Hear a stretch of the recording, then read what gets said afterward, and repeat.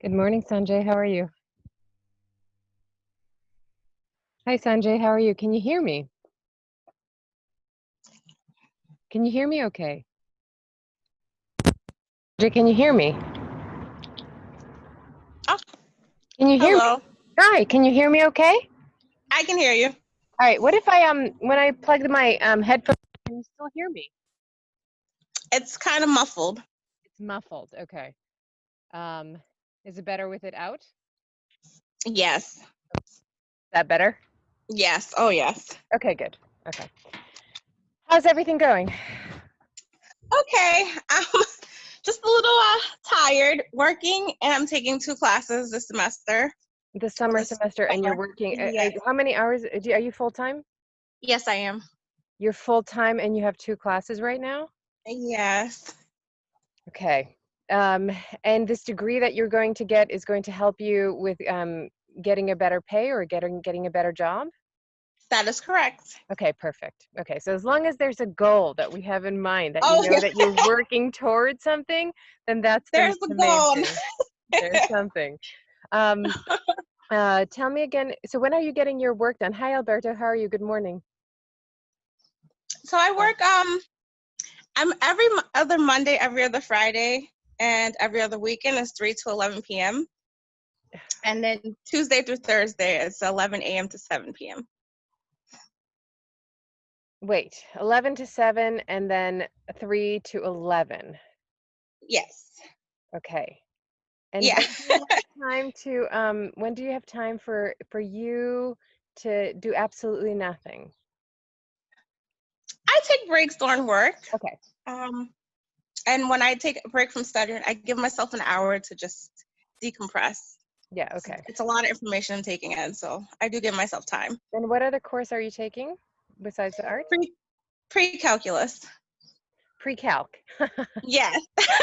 So you So this definitely class, have your hands full. Alberto, tell me your schedule and how many classes? I know that we've talked about this before, but it is really something to consider for all of you from now moving forward. We're now halfway through.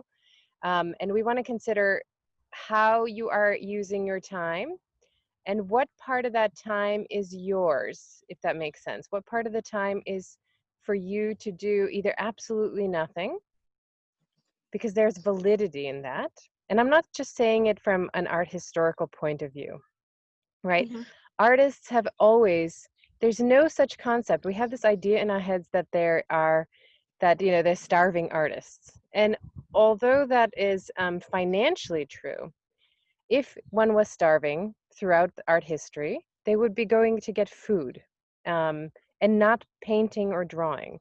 So art has always been financed. So that's a misconception that people are starving in their studios and painting.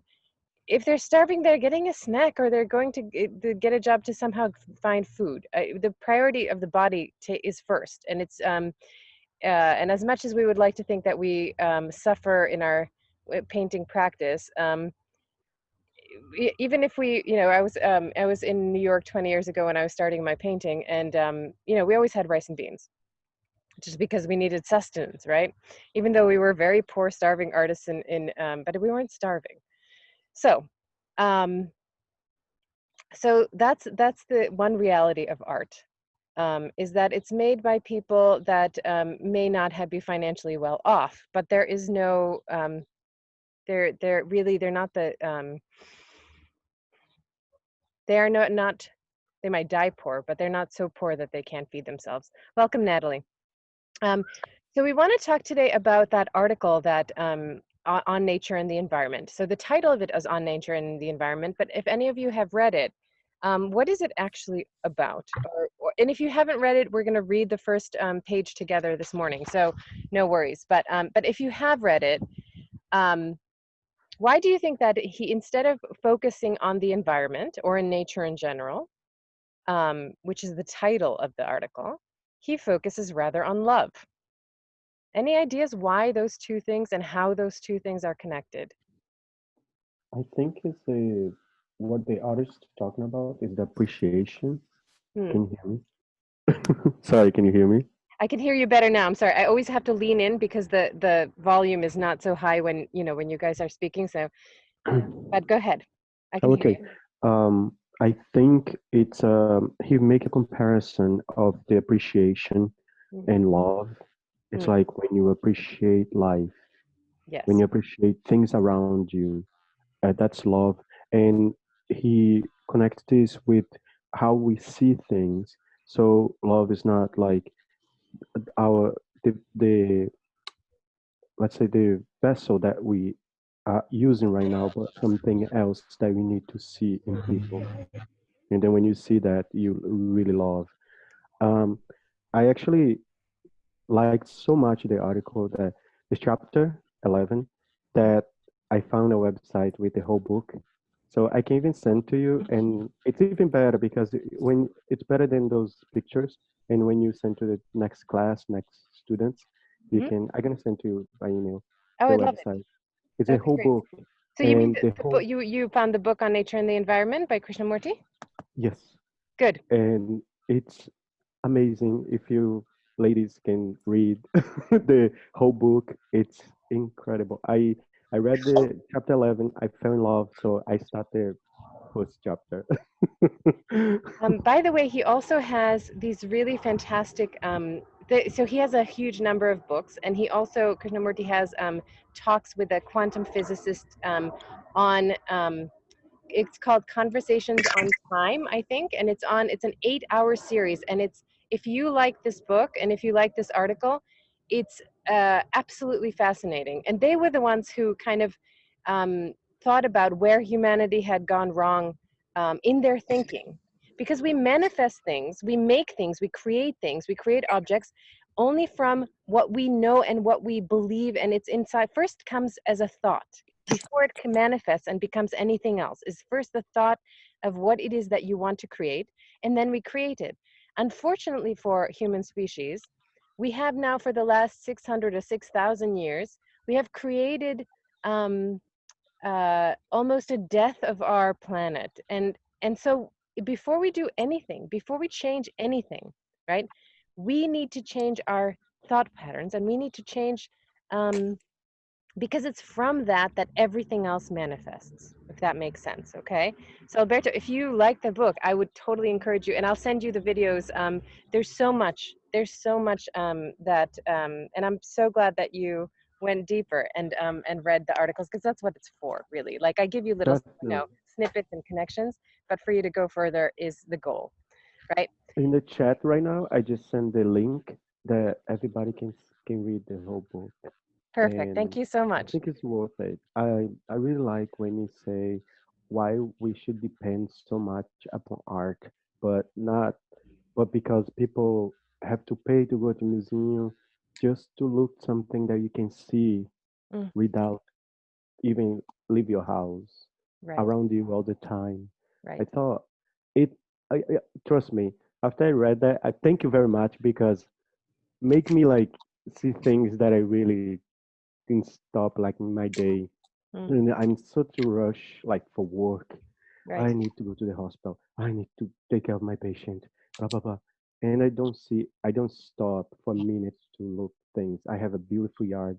And this morning I wake up like early and I set my backyard and I'm like, oh my god, this is pretty. It's It amazing. really Like one article can make so much impact in your life. Sorry, I went deep. No, I think that's why I have been giving this article. It also made a huge impact. I read this article 20 years ago, and it made such an impact that I had to first share it with everybody I knew. And then I needed to put it into the curriculum, because it does, it makes you see things in a new way. He was talking about, if you could take there, you know how there's beautiful paintings of beautiful people, right, and beautiful faces by Rembrandt, by Frida Kahlo. There's in the museum, there's beautiful people that we for 600 years, the Mona Lisa, right, have thought that they were gorgeous and wonderful, and art was about that. But the people who painted those things just looked across at the face in front of them, just like we can do on the subway, or on, after Corona, when we can just look at another face, and if you could see the beauty of that face, there is no need for art. Then you recognize the beauty in everyday things. And funny enough, the everyday things are not something that um, could be taken away from you. It's those things that, like, if you could really look at a bird flying and really study it and look at it, just like Da Vinci did, right? He created artwork from it. But if we could really see it, it gives us pleasure. It gives us beauty. So I will, without further ado, for those of you who haven't read the article, I want to read the first page together. And I'm hoping this time we have Zoom, and I'm hoping that this time we're not going to be interrupted because we got an upgrade through RCC, but let's hope. Let's go to that article, okay? And does anyone want to read? Otherwise, I'll just read through, but feel free to think about these things because the words are relatively simple, but it's the interest behind them. Okay, so we have been inquiring into the nature of love, not environment, right? The nature of love, because that's the key. And I've come to a point, I think, that needs a greater penetration, a much greater awareness of the issue. We have discovered that for the most people, love means comfort, security, a guarantee for the rest of their lives of continuous emotional satisfaction, right? We keep the people around that make us feel good, right? The people, the spouses that we have or whoever's around us. Because if they didn't make us feel good, you just walk away. I mean, that's the human impulse is, if you don't make me feel good, I don't want to be around you, right? But he's saying that's not love at all. So let's continue. Then someone like me comes along and asks, is that really love? And asks you to look inside yourself.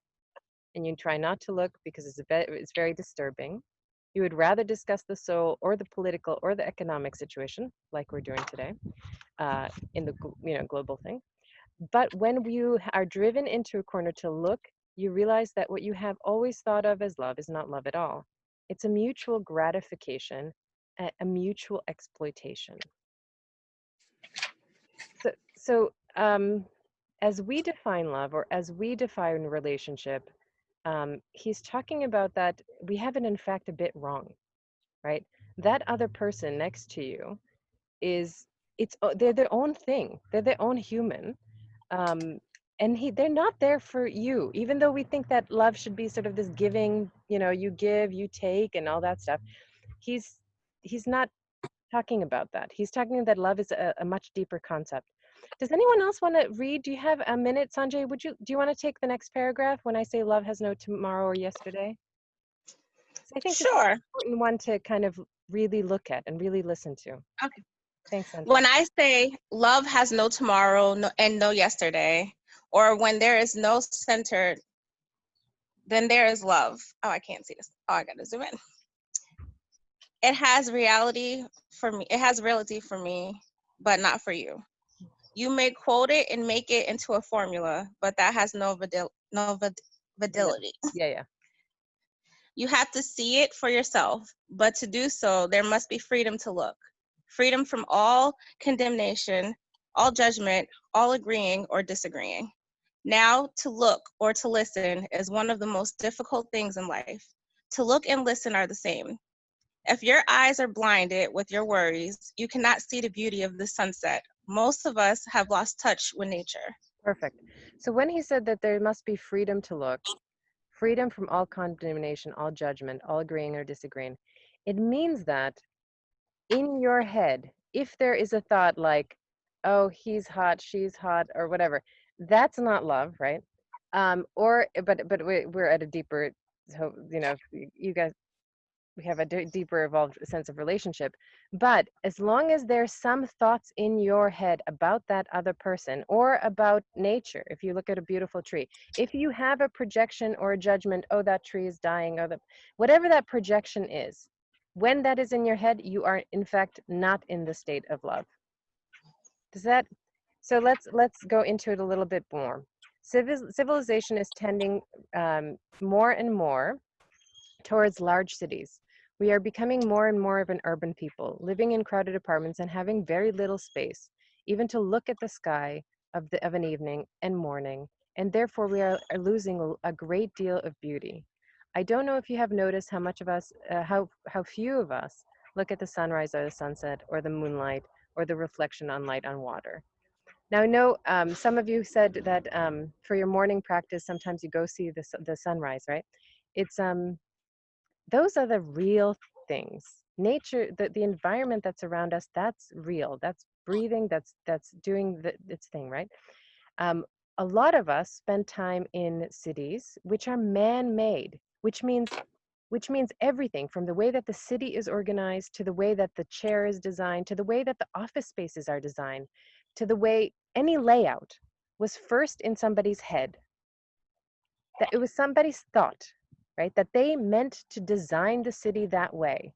And there's politics behind it, there's economics behind it, and in the US, there's also racism behind it, right? If we really want to think about it, it was somebody's thought. Someone designed someone designs houses, right? Someone designs apartment buildings for certain reasons. So it's important to think about those are the man-made things, but of course nature is a whole other, that's not our creation, right? That's its own creation. All right, before I run into deep, anyone want to read from there? Having lost touch with nature, we naturally tend to develop intellectual capacities. Sanjay, do you want to take it again? Sure. Thanks. Having lost touch with nature, we naturally tend to develop intellectual capacities. We read a great many books, go to a great many museums and concerts, watch television, and have many other entertainments. We quote endlessly from other people's ideas and think and talk a great deal about art. Why is it that we depend so much upon art? Is it a form of escape, of stimulation? If you are directly in contact with nature, if you watch the movement of a bird on the wing, see the beauty of every movement of the sky, watch the shadows on the hills or the beauty on the face of another, do you think you will want to go to any museum to look at any picture? Perhaps it is because you do not know how to look at all the things about you that you resort to some form of drug to stimulate you to see better. Right. Wow. Right. Right. What do you think? What do you He's think like, about that? and he doesn't sugarcoat anything, and it just gives you a wake up call to tell you to just, you know, because that's what I do. I quote other philosophers. I do. Yeah, I'm in academia. I totally understand. I know. Right. It's and especially for now, especially right now when we had a bit of a shakeup globally, right? We all had a pause, right? Yeah. And so many people turned suddenly to their gardens because they had nowhere to go. But also the climate and the environment, the air has never been fresher. If you smell, if you go outside and there aren't cars driving or trucks driving by, and if you have a little bit of sky above you, it's stunning. And part of our momentary life on this planet is about enjoying this kind of awesome life that we have, right? Like that, and it's not about material things. It's not about, of course, that's important to have the food and the shelter that you need, right? But it's about taking those moments of a beautiful sky, a beautiful sunset, and recognizing, wow, we are part of this amazing planet, right? Um, and it's very interesting because people oftentimes, especially now as well, turn to other forms of entertainment, right? We do video games, we do all kinds of other things, right, to try to sort of escape from the reality that we have. You know that you talked about that decompression time, decompression hour, um, and if that's spent, watching TV, it's a whole other man-made kind of thing that you're Yeah. bombarded by. But if you go outside for even 10 minutes, even that's why the meditation, and it's not about a spiritual practice or anything like that. It's about sitting and recognizing that there is beauty all around you, and can we see it? Because in fact, we destroy it, right? When we're not conscious, when we are not conscious of the beauty around us, we kill it. I mean, we're very good at that as a human species. We will clear forest, we will, destroy anything in our path because we want to get that road through. So being aware of it, appreciating it, is the first step to, you know, the climate crises, I think. Anyone else want to continue from here? I just want to go into it for a little further. We won't read the whole article, but I do want to continue because it's very important. Natalie or Carol, and either one of you want to jump in and read a little bit, or Sure, if you're busy working, don't worry about it. No, I can. I'm trying to gauge exactly where she finished. Where So Sonia we finished. are at, there is a story of a religious teacher who used to talk. Okay, got it. I can take. There is a story of a religious teacher who used to talk every morning to his disciples. One morning, he got on the platform and was just about to begin when a little bird came and sat on the window sill and began to sing, and sang away with full heart. Then it stopped and flew away, and the teacher said, "The sermon for this morning is over." Right. It seems. Do I continue? Yeah, go ahead. Yes. It seems to me that one of our greatest difficulties is to see for ourselves really clearly not only outward things but inward life. When we say we see a tree or a flower or a person, do we actually see them, or do we merely see the things that the Word has created? That is, when you look at a tree or at a cloud of an evening full of light and delight, do you actually see it is not only with your eyes and intellectual, but totally completely? Have you ever Yeah, experienced? I'm just going to pause for a second, because I think we often, especially in fast pace, in this sort of driving economic country, specifically in the US, we have this drive to make the next dollar, to make sure that there's always this kind of drive to have more and make more and things like that. And when we run through our day, we miss it. We miss life. I don't know if those of you who have lived in different countries and have experienced different cultures, there's a different time, there's a different pace to the way that life is moving, and there's time to take in the joy of being alive, really, to have a good meal, right? To have to sit in a sunny day in the sunshine. And those moments matter. It's not just about accumulating wealth, as we seem to have been guided to do here. Has anyone else had that experience where you experience a different way of life? Natalie, talk to me about it. I mean, as I said, coming from the Caribbean, what this piece, it really speaks to our way of living, especially, when it is you live in the areas termed the country. When you get up in the morning, I mean, it's really refreshing to see that you can look out your window without any inhibitants, and you can see the sun rising, or even the moon at night in its full element.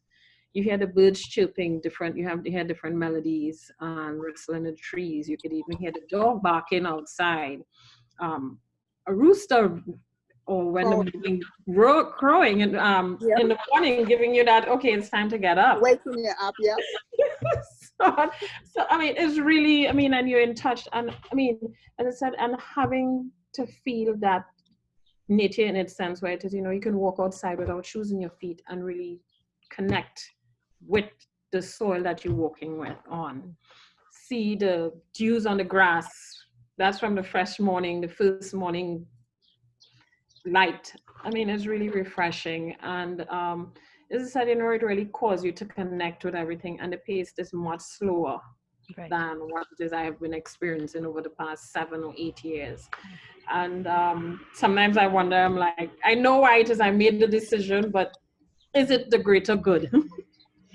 It's a really interesting question, and there's this the way that you describe the way that of life, right, that you describe in the Caribbean. It's so rich, not in terms of money, but in terms of the quality of understanding your relationship to and everything around you, the sun, the moon, the ground underneath you. And I bet that the buildings are designed in a different way where in the States, people often are not aware even when how the sun and the moon move. They're not aware of it. They don't know. They're so consumed at the horizon level, at the human level, that they're not conscious. I remember we went how to build out of, most of the world is built out of mud huts, and we went to do that training in Oregon in the rainforest, and the teacher said, you know, where's the moon right now? And there were 30 adults at this workshop. None of us had a clue where the moon was over Oregon. We had no idea. And it's that kind of disconnect that really impoverishes. I mean, the US is one of the wealthiest states, but in some ways, it's so impoverished because we run for 40 years of our lives, and then you have a heart attack, and then that's your existence, you know? So I think trying to find a balance between, yes, of course, we need to survive in a capital structure. That's because we're in it. But at the same time, you have to find moments of, you have the ground underneath you, no matter if you're in the Caribbean or here. The ground is here. The sky is here, right? So if you just take even 5 to 10 minutes to connect with the bigger picture, even if it's on pavement, I understand it's a very different experience. And it's funny how we pave everything in the US. Like when we got here, there wasn't any sidewalk. I didn't understand. People didn't walk around. Like you didn't, you know, you go in your car, you don't go outside to walk. Anyway, enough judgments about the US. But it's something to notice, especially when we're talking about art and connecting to, that's what all great art is about, guys. It's about looking and recognizing beauty, right?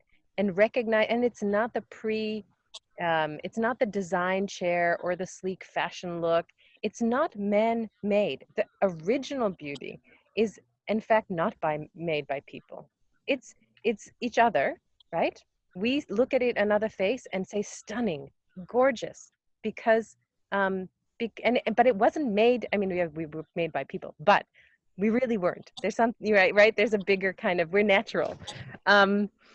So if you are excited about this article, and if somebody, please finish it, because he goes much more in depth into this idea of how we, in the States, educate people actually out of seeing the beauty, right? We look at a tree and we label it, we say tree, and then because we're so fast paced, we go around the world going tree, right? My environment's full of trees and I can walk straight through it, right?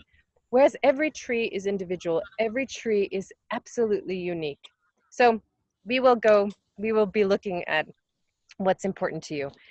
For the assignment for the class for this week, some of you have been asking, in the assignment is a student survey, and that is to prepare you for your final project. Your final project is yours, right? Your final project should depict what you stand for, what you believe in, even if it's, you know, you don't have to make it complicated. Some of you go into, oh, I need to make and produce. It could be made out of materials that you find, or materials that are available around you. It could be out of any material. It could be a drawing, it could be a painting, but it doesn't have to be. It could be a song, it could be a dance. So the material is up to you. How you choose to do that project makes all the difference. Okay, it's in the how. If you can pay attention to what you're doing in the moment, right, and then have a strong idea, a strong message. So we will talk about that further. You just have 7 or 8 questions about that to answer this week, and that's it, okay? For the exercises, we are going to go into our hands, because something very interesting happens in relation to this article. When you pay attention to a form or to drawing, something happens to the self. Something happens when we are present and are engaged with what we're doing. You lose this idea of self. So those of you who have your hands, right? It's a new day. So we're going to begin the hands over, which means that you want to take your pencil. And if you can't do this exercise right now and have to go back to work, that's totally fine. You can watch the video later. But I want you to take your pencil and again, shade over. The more layers you add, the more 3-dimensional this hand is going to be. Okay, so even if you know, and we think about, wait, I spent hours trying to get the edge line and have it be perfect, but art is about practice. Art is about, you know, it's not about perfection. It's not about, certainly not the human-made perfection that we think we are trying to achieve, right? So shade over the entire thing one more time, 2 or 3 times, if you can. By the way, there's different pencils have different numbers, and the numbers represent soft or hard lead. So if it goes, school pencils are HB pencils. Then it goes to H's, and I'm sorry, there's a garbage truck behind us, but there's 2H, 4H, 6H, and they get lighter and lighter with hard lead. B pencils are soft pencils, and they go 2B, 4B, 6B, 8B to have a darker mark. So if you want something really dark, you can get something like an 8B pencil, and it will give you that soft lead, the very dark, dark line. And in drawing, like we talked about, it's light, it's about being light, medium, and dark, and it'll give you 3-dimensional form. But first, we have to really see. So with your hand in the position, don't even know if you can, yeah. So looking at this hand now, the light is completely different. When you're in different inside, obviously there's a different light. When you're outside, the light is completely different based on the sun. And you want to look at that. You want to study that. When I look at this hand now, I see light at the tops of my fingers because the sunlight is coming from this direction, right? And it's hitting these forms like this. But because I have the laptop right here, there's quite a lot of shadow on the opposite where the light cannot bend. So here, light is coming here, light is coming certainly on the edge of my thumb. But as soon as it bends around here, it gets a bit of shadow. So first notice where your light is coming from.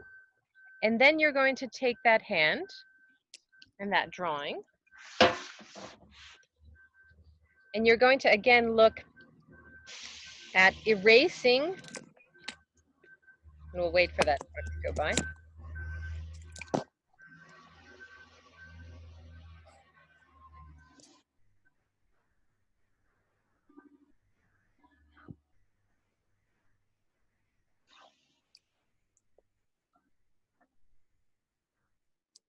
We also make so much noise as human beings with our machines and with all of the. They haven't been able to record earthquakes in big cities because humans move and make so much noise that it's hard for them to record the global earthquake. It's absolutely crazy. Anyway, we're crazy humans. So look at your hand one more time and really look at where the light is coming from. Don't worry about what's happening on the page so much. Really keep your eye on the hand. All the answers that you need to draw are inside this hand. So really look at the light, focus on where it is, and just see if your opposite hand, the one that's drawing, can kind of go where your eye is going, where the light is going.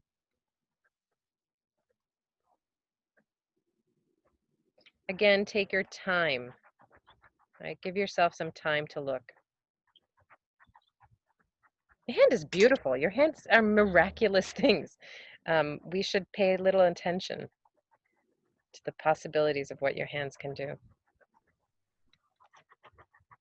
By the way, I want to thank all of you. The course is, even though it's a distance course and we don't get to be in the same classroom, there's so much interesting dialogue. I really appreciate so much of what you are bringing to the class. The way that you looked at art, the way that you discuss art and politics and how those things matter, right? How those things are intertwined. It's really refreshing to see a group of students who are this motivated, and it's just really very interesting. Because oftentimes on an online course, we don't get to those kind of personal discussions and those that are really important. So I do appreciate that you are watching, looking, doing the exercises when you can. Don't stress if you can't. Part of being able to do art is you know, you need to be safe first. You need to have your needs met. Like I said, there's no such thing as a starving artist. So take care of those things first. But after you have your drink, after you have your snack or whatever, then just pay attention to the beauty around you. Again, if you're drawing, when you're erasing or drawing, if you go in the direction, and I'm sorry, there's shade all over the page, so it's hard to see. But if you go in the direction of your wrinkles, or the way that there's creases on your hand, the more three-dimensional that hand is going to look. Okay, so you have two basic two things to look for. They're not very basic, but two things are light, medium, dark, and the direction of how your skin covers your hand. And if you can draw in those directions, that's great.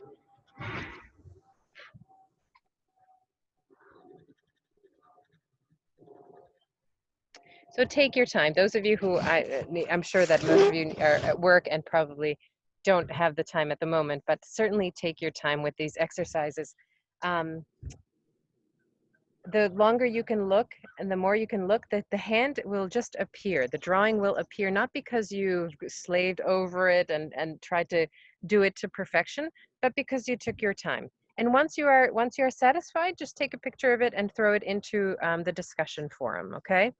Are there any questions about either the hand or the student survey? If you do have, of course, questions, email me. Tonight is office hours, so you can also call me at that time. My phone number is in the syllabus. Okay, so in the syllabus, I've included not only my email, but also a phone number that you can directly goes to me. Questions about any of this? I have a question about the hand. Yeah. I was able to follow the first video, but I didn't have access to the second video. So the second video, unfortunately, because we had the previous Zoom platform and it was my own, there was a 40-minute limit. And so that when we went back into Zoom, they didn't record it for some reason, even though I was pressing okay. record. So actually, this is the reason why we're going over it, the shading part today. Most of you did your drawings on Monday. So the only thing to focus on today would be the shading part. And see how three-dimensional. They really can come to almost looking like a sculpture on a page. If you really push on those darks and really erase the lights, suddenly, without you even trying, the hand is going to sort of pop off the surface, which is an exciting, and that's what all drawing is. Light, medium, dark, and you get the center of that thing, and you look at the edge line, and you know how to kind of draw now. Okay? Okay. All right, perfect. All right. Any other questions about the article or anything like that? If you are interested in the article, I would finish it because there's some good information. And since Alberto shared the whole book, you know, if you're really interested, feel free. It's certainly not a requirement. Nothing is. It's up to you to decide what your education, you know, will be, of course. Carol, any questions for me? Did you get my hands? I got a few. I did get a few drawings of the hands. I did not get yesterday. Yesterday is in an email? Last night. I mean, last night, this morning. I haven't looked at the email from last night and this morning yet. Does it have shading on it? Yes. Okay.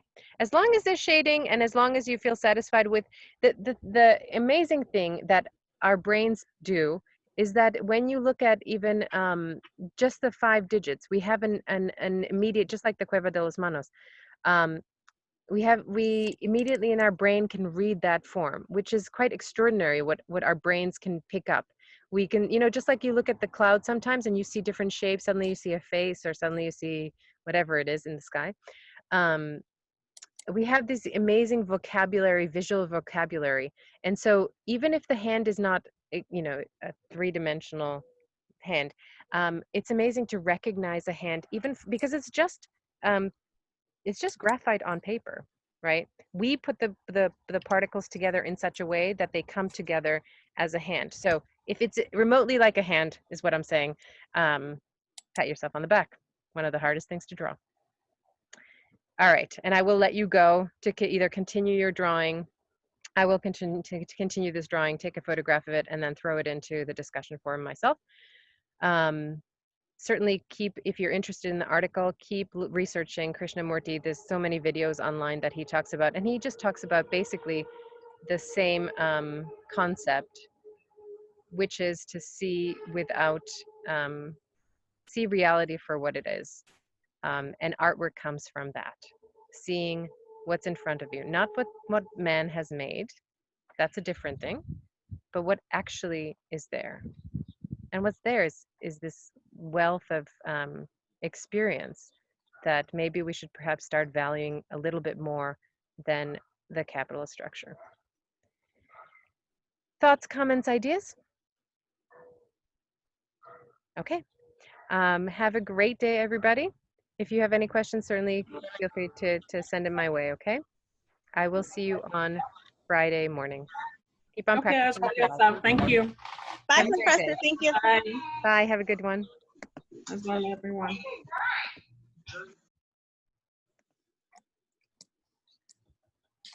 Karine, do you have any, Angelica, any questions for me? No. No. I know some of you have jumped in a little bit later. So if there's a discussion on, Angelica, have you had the chance to read the article? Well, I was doing it because I Okay. jumped in a little bit later. So I was, I jumped in when the, I believe, oh, she left already. She was reading that passage. That's right. So I started reading a little bit the article. I just wanted to make sure this is going to be like sent to us in the email so I can go over. So the article is in resources. When you go, I'll show you where you can find it. It's inside. If you go to RCC and click on, let's see. This is our course already, right? So there should be right up here. There should be in resources. And when you go scroll down into, let me move us again. When you go down to week 3, there it is. There's 4 pages, and they will open up in a different browser, just like I have. So once you download it, you just click on it. You will get these 4 pages. I'm happy to also read it with you now because I think reading together is just has us focus on it. If that's okay with you. If you have time, if you have the time. If you don't have the time, you could feel free to Let me jump put off on, the call. All right, so let me put on the, okay, got it. All right. Thank you. So we stopped at, it seems to me that one of our greatest difficulties is to see for ourselves really clearly, not only outward things, but inward life. When we say we see a tree or a flower or a person, do we actually see them? Or do we merely see the image that the word has created? That is, when you look at a tree in a cloud of an evening full of light and delight, do we actually see it? Not only with our eyes and intellectually, but totally, completely. So there's this disconnect between what is around us, and we think we know it because we've been trained to look at something and say, right, that's a plant, right? And then once we identify it, we kind of dismiss it in a way. And you want to continue reading? Yes. Okay. And it's down here. I'm sorry, I'm gonna move because it was kind of loud on that area, so I'm moving totally to another location. Sorry. I know that. Well, that's why I'm outside today because my family is all having Zoom calls, but it's a perfect setting actually. That's good. Very nice. Okay, so I can read a little bit. Which part? Have you ever experimented with looking at an objective thing? Have you ever experimented with looking at an objective thing, such as tree, without of any associations, any of the knowledge you have acquired about it, without any prejudice, any judgment, any words forming a screen between you and tree, and preventing you from seeing it as it actually is? Try it and see what actually takes place when you observe the tree with all your being, with the totality of your energy. Right, right. Yeah, in that intensity, we'll find that there's no observer at all. There's only attention. What's interesting, when we have this moment of actually looking and seeing something in front of us, whether it's a tree or a flower or another person, right? When we see it, in that moment of seeing it, there's no intellectual, you don't say, oh, I see a beautiful plant and it has red at the bottom of the leaves. Like that chatter in the brain is not there. You just look in sort of awe. You kind of look and stare. And what's funny enough is that the idea of you, as you're not sitting there looking, saying, I am now looking at the tree. Because you're just sitting there and you're aware of the beauty of the tree, suddenly the self, the person looking is not there, if that makes sense. You're not aware and judging that beautiful thing. You are just with that thing. And that's the state of love that he's talking about, which is very different from any notions, even in terms of people have written poetry about love and all that. It's not that. He's talking about something. It's like you put yourself in the scenario with, like, instead of looking at, you're there with. Yeah, you're there. You're just there, and you understand that you're part of. The tree gives you oxygen. You're breathing in the carbon dioxide. There's no difference between you and the tree, really, at the fundamental level. So let's read on, because he's interesting. He's coming to it from trying to tell us in simple word language what he experiences from his perception, and it takes a while to kind of sink in. I think, from at least I've been reading it for 20 years, and I always find something new in it. All right, it is when there is inattention, when you're not paying attention, that there is an observer and the observed. When you're looking at something with complete attention, then there is no space for a conception, a formula, or a memory. This is important to understand because we are going into something that requires very careful investigation. That's why he said that in love, in a state of love, there is no yesterday and there is no tomorrow, which is strange, because we base our relationships on, what happened yesterday. Were you kind to me yesterday? And if you weren't, then I'm mad at you. So let's see where else he goes. Do you want to go on? And Karine, jump in too if you want to read, or if you want to talk about certain passages of this. It is only. Do you want to read, or should I? Either way. Okay, so it is only a mind that looks on a tree or the stars, that sparkling waters of a river, with complete self-abandonment, that knows what beauty is. And when we actually see, we are in a state of love. We generally know beauty through comparison or through what man has put together, which means that we attribute beauty to some object. I see what I consider to be a beautiful building, and that beauty I appreciate because of my knowledge of architecture and by comparing it with other buildings I have seen. Right. Yeah, but now I am asking myself, is there beauty without an object? When there is an observer who is at the center, the experiencer, the thinker, there is no beauty, because beauty is something external, something the observer looks at and judges.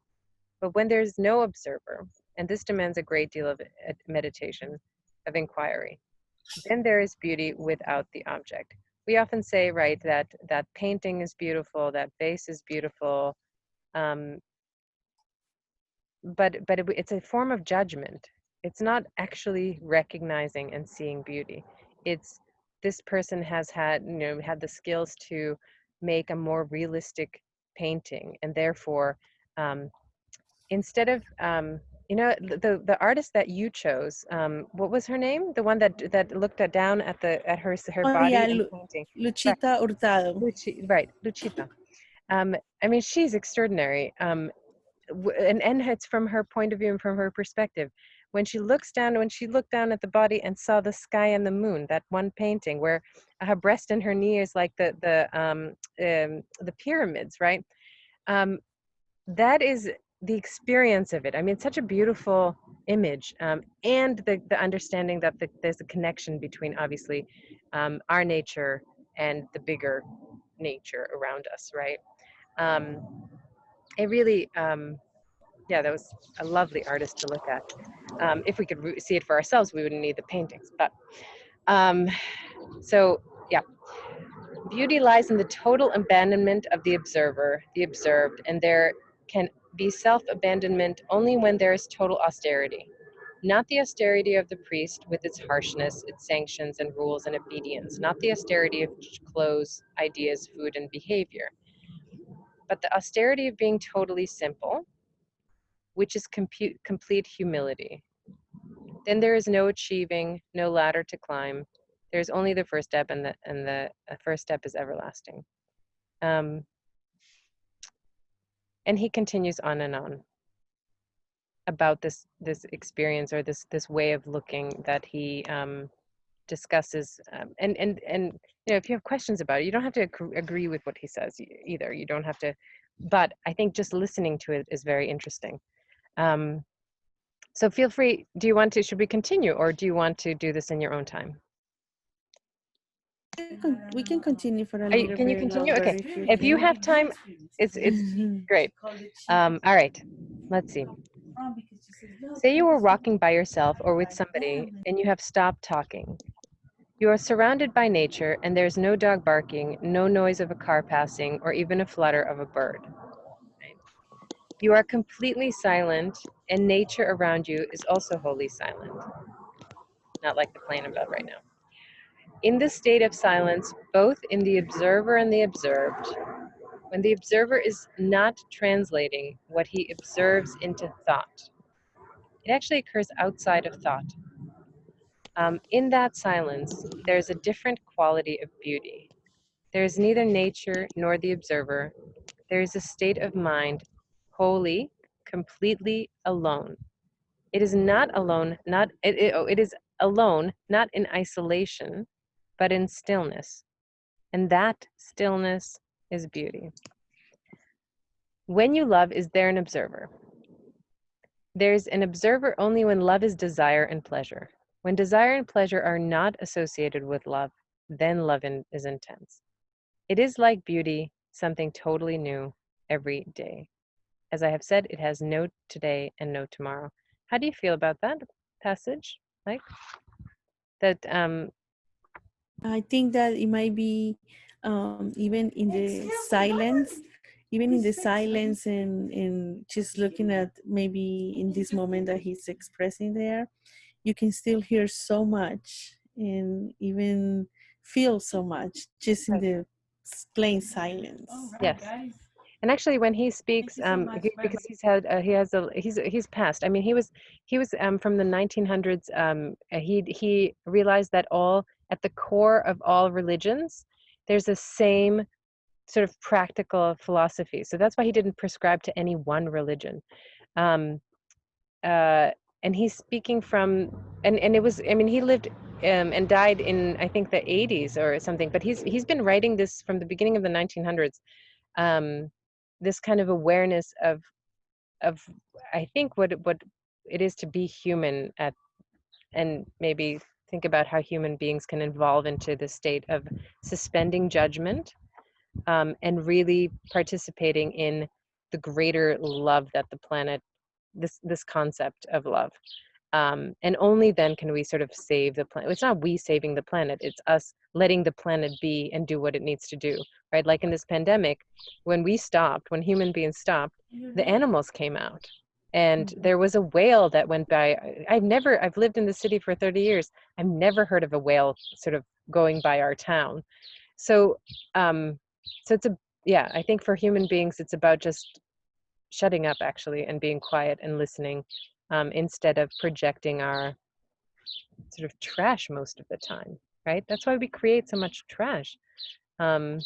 We just kind of use and consume and make, and the faster, the more we consume, right? If we just slow down, and understand things are not here for our use, but for us to enjoy and maybe just be with, instead of you know, cutting the flower, putting it in our house. Just sit with it, just be with it, and we don't need to possess it. We don't Does that make sense? yes, I think that's a good way to put it out. Like we don't need to, yeah, I love that flower. We don't need to cut it in, you know? Right, So the first impulse just, is to go, just go yeah, yeah, snatch it and it's a good become mine. example. And then we are Yeah, sad that's when a it good one. wilts. We're like, oh God, that flower is dying. Now we need to throw it out because we don't want to look at the death of it, right? Yes, We're yes. weird. And also, it's just to know that we're never alone anyways. It's like, you're lonely. No, we're not lonely. We have nature, we have the bird. Like you just hearing a bird, is that from you? Yeah, That bird is like your background music right now. yeah, it is. And actually, I try only during quarantine have I been outside every morning to really listen and pay attention because for the first time I've had time to come and sit down in the morning. But what a whole shift, right? I don't want to participate in running to work every morning and thinking that I need to rush, rush, rush, get the children off to school, rush, rush, rush, get myself to work, rush, rush, rush, and miss everything, right? Miss the whole of life. I'm reconsidering really the fundamentals of how I want to inhabit this planet, and it's not in the way that I did even 2 months ago. And also that every day we have those chances, but Yes. because rushing so much through all the routine is like we're planning, okay, next week we're going to have a camp day out, we're going to have a day out with nature. Why next week? Why not every day when we look outside, when we breathe, you know? So every day we have the experience, we just have to notice it and explore it and enjoy it, even if it's short, because the routine is so much I like, mean, the routine takes over, right? There's a yes, subtle, and there's a completely. push. There's a push from the outside too, because it makes other people wealthy.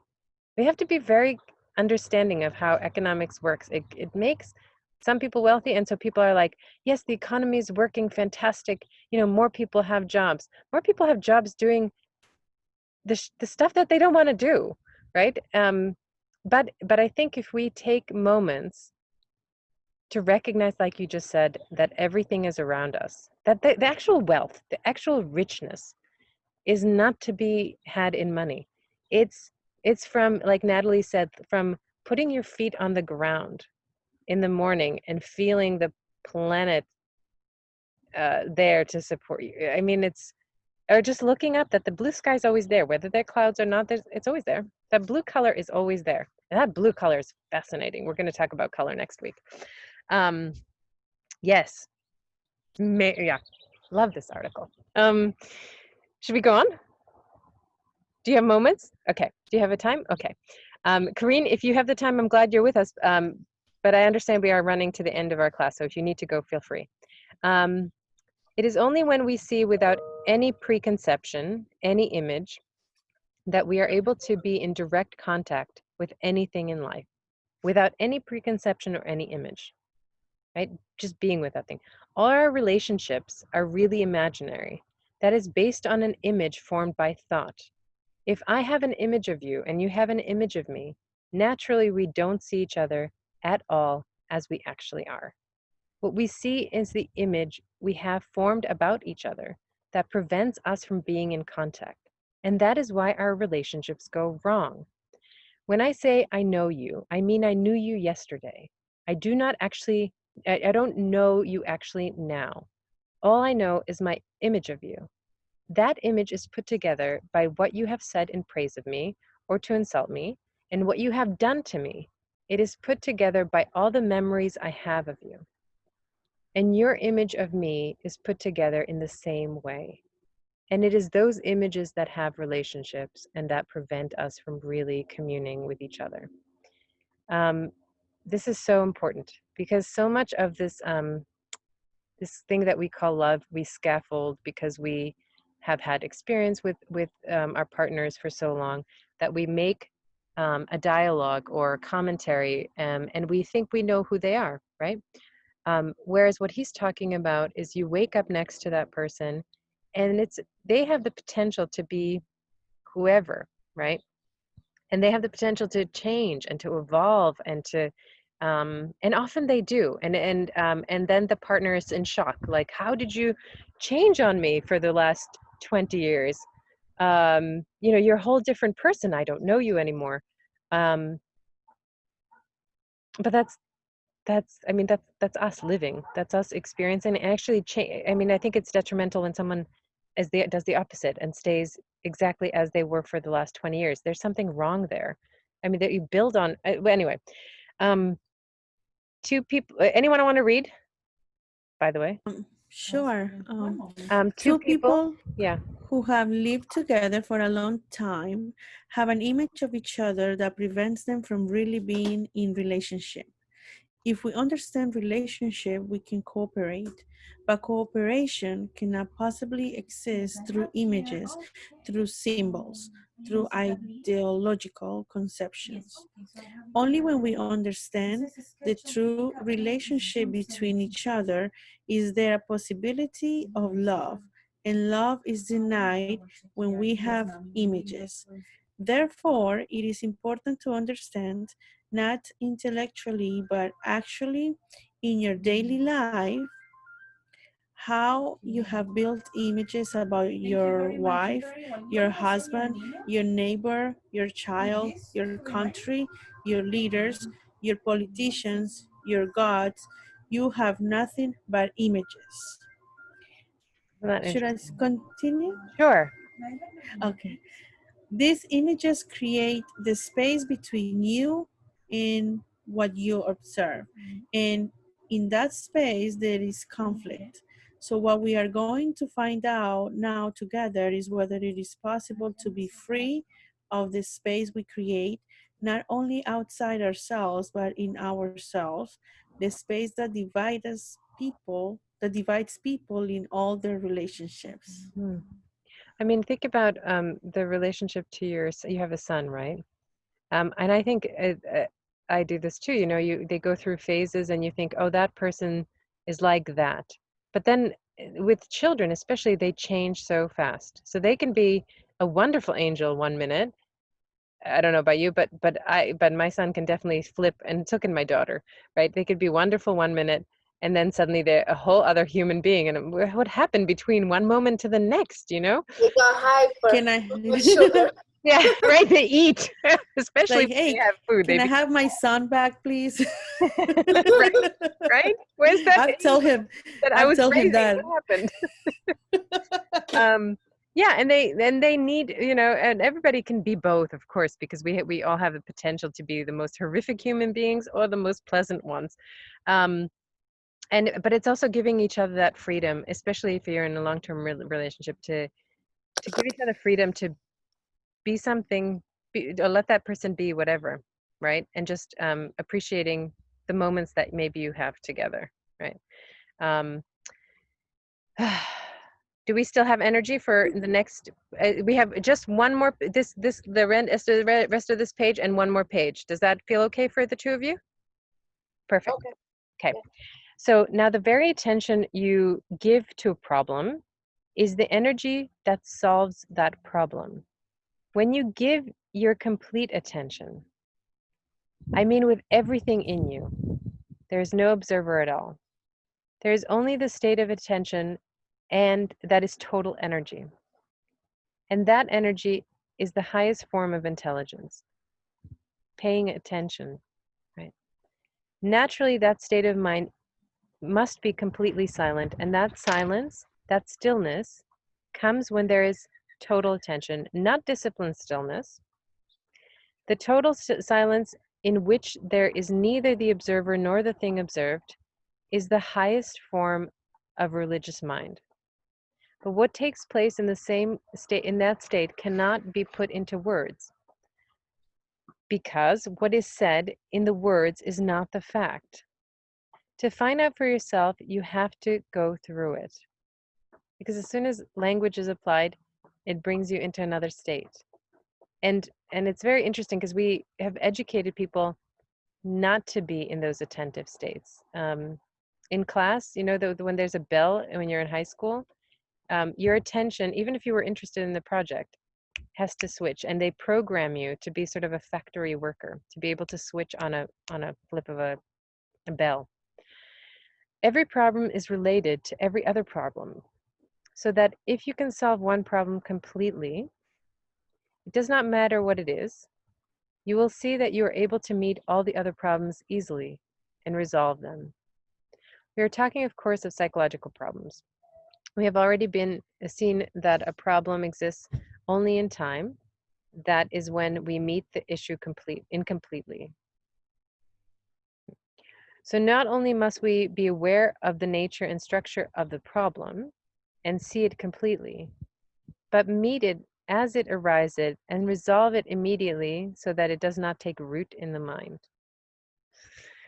This goes a little bit beyond me. If one allows a problem to endure for a moment, a month or a day, or even a few minutes, it distorts the mind. So is it possible to meet a problem immediately without any distortion and be immediately completely free of it and not allow a memory, a scratch on the mind to remain? I mean, in my memories, it's always, there's, you know, most of the times my memories are made up of the problems in my life instead of, there are some joys, of course, but we seem to focus on the problem. Like, think about all the news. It's mostly the problems of our culture, right? Not this state of being. These memories are the images we carry about with us, and it is these images that meet this extraordinary thing called life, and therefore there is a contradiction and hence conflict. Life is very real. Life is not an abstraction, and when you meet it with images, there are problems, right? When we meet it with projections. Is it possible to meet every issue without the space-time interval, without the gap between oneself and the thing of which one is afraid? Is it possible only when the observer has no continuity, the observer who is the builder of an image, the observer who is the collection of memories and ideas, who is a bundle of abstractions? When you look at the stars, there is you who are looking at the stars in the night. The sky is flooded with brilliant stars. There is cool air, and there is you, the observer, the experiencer, the thinker, you with your aching heart, you the center creating space. You will never understand about the space between yourself and the stars, yourself and your wife or husband or friend, because you have never looked without the image. And that is why you do not know what beauty is or what love is. You talk about it, you write about it, but you have never known it except in perhaps rare intervals of total self-abandonment. So long as the center creating space around itself, there is neither love nor beauty. When there is no center and no circumference, then there is love. And when you love, you are beauty. When you love, you are beauty. When you look at the face opposite, you are looking from the center, and the center creates a space between the person and person. And that is why our lives are so empty and callous. You cannot cultivate love or beauty, nor can you invent truth. But if you are all the time aware of what you are doing, you can cultivate awareness. And out of the awareness, you will begin to see the nature of pleasure, desire, sorrow, and utter loneliness and boredom of man. And then you will begin to come upon this thing called the space. When there is space between you and the object you are observing, you will know there is no love. And without love, however hard you try to reform the world or bring about a new social order, or however much you talk about improvements, you will only create agony. So it is up to you. There is no leader, there is no teacher, there is nobody to tell you what to do. You are alone in this mad, brutal world. It's the mad, brutal world that we invent. The world is quite beautiful if we just stop ourselves. I hope that you got something out of the article. Yeah, and if you're interested, this comes from a bigger book. I'll have it linked. There's also, he has videos on YouTube that are free and accessible. So yeah, if you found it interesting, feel free to go deeper. We will focus on drawing.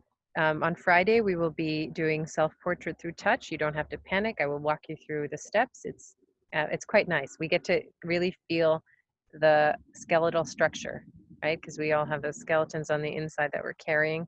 Those things that we are terrified of are actually our own skeletons.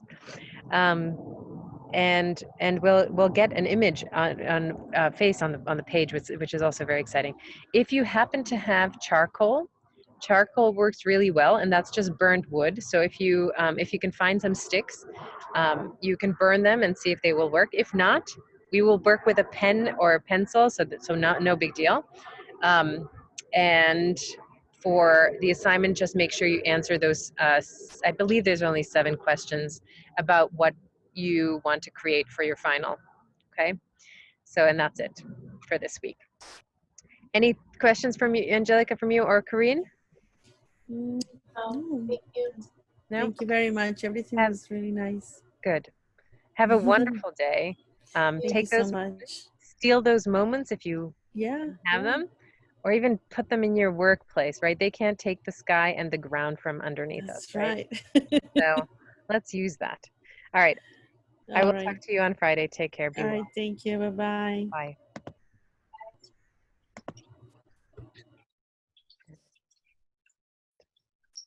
Corinne, any questions from you? No, that was all. Thank you. Have a good day. Take care. Bye-bye.